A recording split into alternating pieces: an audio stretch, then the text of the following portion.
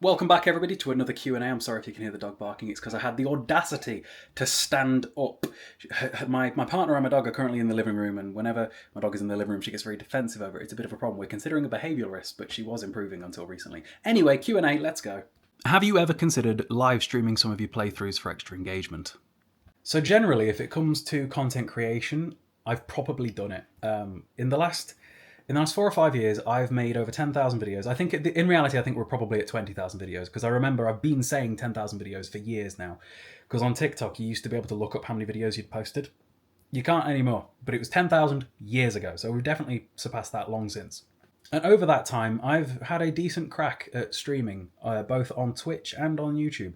I hit Twitch affiliate back in the day, and to be real with you, I think that the time cost isn't worth the potential return, because you've got to remember that whenever you do one thing, it's at the cost of not being able to do another.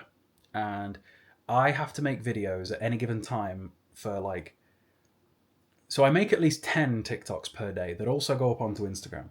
Those 10 TikToks are posted across 3 accounts, where those 3 accounts between them have got nearly 1 million followers. And then I also try and make 2 YouTube videos a day.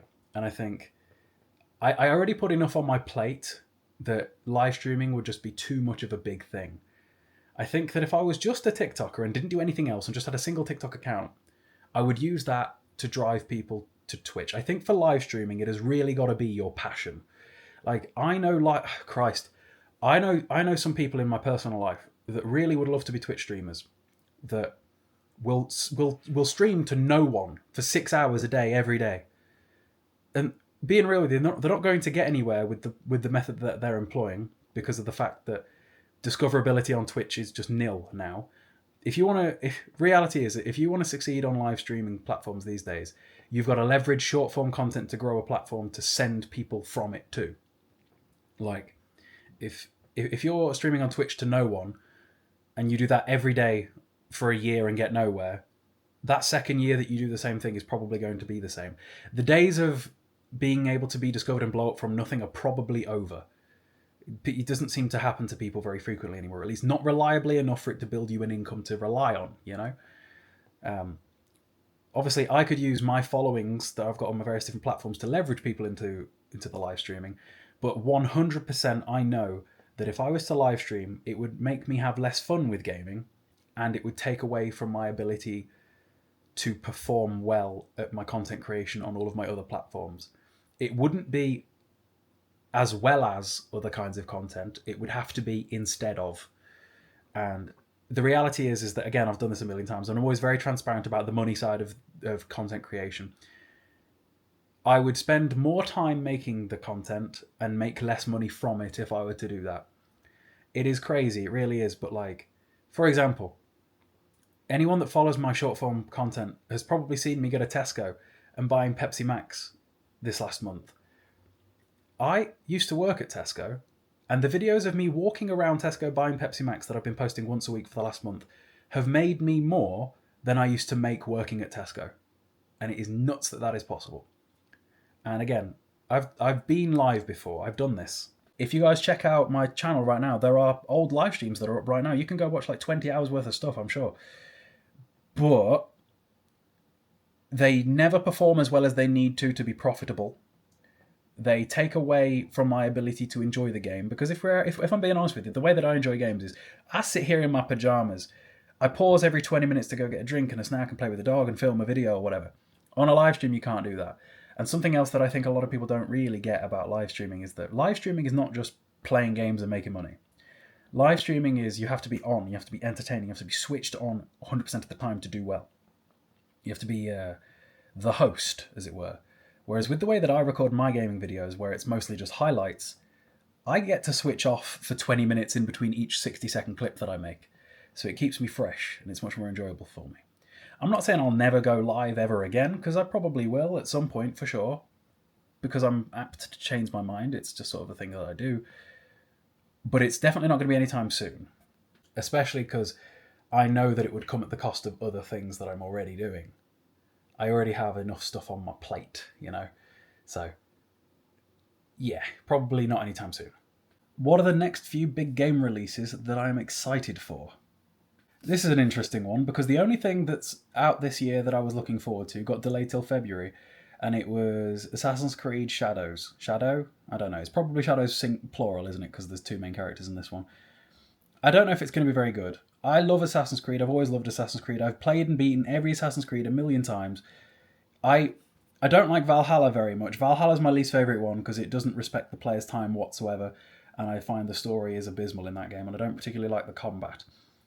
I feel like Valhalla is a worse version of Origins and Odyssey in every possible way that it could be. I hope that Shadows is not that. I've got high hopes for Shadows, but I don't have much faith in Shadows. I'll be real with you, I really don't. I'll be here to play it. I will order the Steelbook version of it from whatever retailer I can, and hopefully it will come. By the way, for anyone wondering, game, still haven't got my Silent Hill 2 Steelbook. It's been over a month. That ain't coming. At this point, I've given up all hope. I could probably send some sort of Karen email where I complain, but yeah, I guess not. But I will get the Steelbook version of Assassin's Creed because I know that it's a choice on like the Game Collection website, which I'm going to test out. But that will be in February. That was like the next big game. There was supposed to be tons of games in this quarter of the year that I was going to be getting and playing, but it ended up not being that many because I didn't bother with Call of Duty too much. Assassin's Creed got delayed.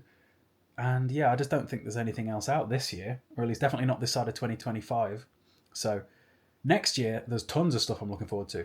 The next big game for me, like, I don't know when it releases, but Borderlands 4, right, Gearbox, whoever needs to be there, I am your man when it comes to making content on your game. I am the biggest Borderlands fan. I have made thousands of Borderlands videos. I have played through the Borderlands games an innumerable amount of times. Anyone that's followed me for long enough knows that I'm the Borderlands guy. On YouTube, definitely not. YouTube Jolts Dude's the Borderlands guy, and is it K9? K6. K6, I think. Maybe. But on short form content, it's me when it comes to Borderlands. I love Borderlands. Borderlands has been my favourite game franchise since 2009. So I'm very much so looking forward to Borderlands 4. I'll be playing that the day that it releases. Trust me, sponsored post or not, I'm playing that game the day it releases. It just depends upon whether they want to in the lead up to it. Hopefully they do. Who knows? I know that like Ubisoft like working with people, for example. Ubisoft reached out to... Interestingly, fun fact, Ubisoft were talking to me last year about Prince of Persia: The Lost Crown, but then after a couple of replies, I just never heard back. I don't know what really happened there. It's a bit of a shame because I would have liked to have done that collaboration. But maybe they'll reach back out for Assassin's Creed. Who knows? Because I've got double the following I had even back then now. And you got to remember, guys. I'm always very transparent about the business side of things. When you've got a big following, you make companies a lot of money just by showing their stuff in videos. Like, remember, there's a reason that I'm sat here in a My Protein shirt. I know full well that I make My Protein multiple 5 figures a month, for example. I can see it in the systems that they let us have access to. It's a wild thing because again, it's a lot of eyes on a product when you've got as many followers. It's crazy the social media marketing side of things. It's why when I talk about like Philips Hue and things like that, I'm trying to collaborate with them because it's just mutually beneficial. Like on the topic of Philips Hue, they will be featured in just about every video I ever make forever. For example, do you know how many people have bought that pegboard or that frame because it's in my videos? People ask constantly like where they're from, what they are.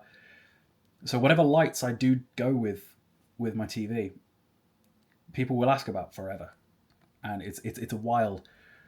I know influencers with double my following who over the like Black Friday week will make a company 6 figures. It's wild. Like, I always try and come across like the most normal person I possibly can with this and try to put across to you guys how things really work behind the scenes because I think it's interesting and I would have loved to have known about it before I was like involved in it in the industry. But trust me, lads, there are like 20-year-olds out there being paid 5 figures a month by clothing companies because they've got a lot of followers. That's just how that works. It's crazy. I don't know how we got onto that topic because nobody asked. We asked what game releases I was excited for. Oh yeah, it was because Borderlands. I got excited about the idea of Borderlands potentially working with me. They wouldn't even have to pay me. Some of these companies, I love them so much that you don't even have to pay me. I'll just offer to work with me and we'll be sound. I just like to hear from you. But what else? What else? I don't know what else is coming out. I'd need to give it a Google. I'm sure there's probably a remake or a remaster of something that's releasing, because there's always remakes and remasters. I'd have to Google it. There's Resident Evil 9. That's probably next year. I do love Resident Evil. I'm currently playing through Resident Evil. Later on tonight when I get home from the gym, I'm going to finish off Resident Evil 2 Remake again. So there's that. If you took away your current working situation, what would I do instead? So if I wasn't a full-time content creator, I'd 100% be a personal trainer in a gym. I often missed it. So the first thing that... Okay, so here's like how the escalation went. I was personal trainer. I worked at Tesco. Then I became a personal trainer. Then I did both. Then lockdown happened, which shut down the personal training thing. But obviously Tesco didn't get shut down, so stayed working at Tesco. Then I started making content in fitness realm, and I became a full-time online coach through that. Full-time online coach for me was 30 clients. By the time I had 10,000 followers, I was full with 100 people on my waitlist, because that's just how that works. But even when I was a full-time online coach, I missed personal training in person, because I'm decently extroverted. I like being around people, despite the fact that my job is very solitary and I basically just sit in my office all day every day, or I get a CX and just only speak to staff when I'm being served. I don't speak to very many people on a day-to-day basis besides my partner, really. But I am quite extroverted and I do like being very social. Like, I always love it when you guys come up to me in person. It happens quite often these days. For example, I went to CX Stoke yesterday 3 times while I was out. Once in Stoke, twice in Marks and Spencer's. Somebody came over and said hello to me. I love it. I love the opportunity to speak to you guys because I don't get a chance to speak to people much. So if you ever see me in public, do not think it's weird to come over and say hello. I like it when people come over and say hello, and it started to happen all the time recently. Interestingly enough, you guys on YouTube, because of my fitness account having 500,000 followers, my fitness niche was always like young lads, like 16 to 21 or so, because that's Gym World on TikTok. So when I had my 500,000 followers there, I would get recognised all the time in person by lads of that age. Yeah? But now, because I've grown social medias to about the same amount of followers across other accounts, but in collecting retro games and stuff, and because of YouTube and such, my demographic is now way older as well. So I get recognised now by dudes that are all on the older side, or older than 20 anyway. And it's gotten harder to tell when somebody's like recognised you, because you can always tell. Trust me, when you're in this world, you can tell if somebody's recognised you even when they don't say anything, because people will give you the side eye and they'll double take. Like, you don't double take at strangers unless there's a reason. You know, you can always just tell. But I would say that the average demographic age range of the sort of person that comes over and says hello to me has definitely escalated in the last like year or so since I started this niche, and I think that's quite cool as well. But anyway, yeah, I'd definitely go back to being a personal well, so I've got 2 choices. If I wanted to still make a lot of money, I'd just be an online coach again. Because the reality of being an online coach is charging £150 a month, which is way below what people generally charge these days, by the way. 30 clients a month is £4,500 a month, which is more than enough to live off of. You do not need to be an internet celebrity with hundreds of thousands of followers or any of that waffle influenza bollocks to be an online coach. You don't need any of it. There are online coaches out there who have less than 10,000 followers who make 6 figures a year. That's a fact. Okay? I know many of them. And so I could go back to being an online coach at any given point. It wouldn't be as fun as being an in-person personal trainer, though. I could be an in-person personal trainer and get to have the fun of that, but I would definitely have to make less money just because there's only so many hours per day that you can physically sell. When you're selling time for money, you're limited. When you're not selling time for money, now there's no limit. You know, I know online coaches with 120 clients and they're charging over £200 a person. They're making multiple 5 figures a month. It's wild. Who knows? One day I may end up being a personal trainer again because social media may not last forever. I'm under no illusion that it might. It's lasting for now, and I do everything in my power to use the money that I earn now to set myself up later in life through investing and all that sort of thing. Which, by the way, since that great big orange what's-it got into the American White House again, the S&P 500's done brilliantly, hasn't it? But yeah. On another topic, I'm very much so qualified to help businesses run and grow and scale their social medias. Social media will be a part of business marketing forever because it's never ever going away. Most companies have moved away from marketing on TV and moved into influencer marketing. It's why companies pay people like me thousands of pounds a month to talk about their products rather than having to pay millions of pounds to the BBC to put things in front of people in between EastEnders and whatever. Do you get what I mean? This is why there's so much money in influencer marketing, because marketing is an expensive business. It absolutely is. So when it comes to growing and scaling social medias, I could go be a social media marketing manager at like pretty much any business, really. That's something I could do, you know. There are a lot of skills that you will gain through doing this as a job for as long as I have that will be transferable into like an employable job role in a company to help them do what you have previously done. Also, if you guys haven't already, do be sure to drop me a follow, subscribe, like the video, comment on the video, all that sort of thing. And whatever's on screen right now, YouTube's smarter than both of us and wants you to watch, so go do that.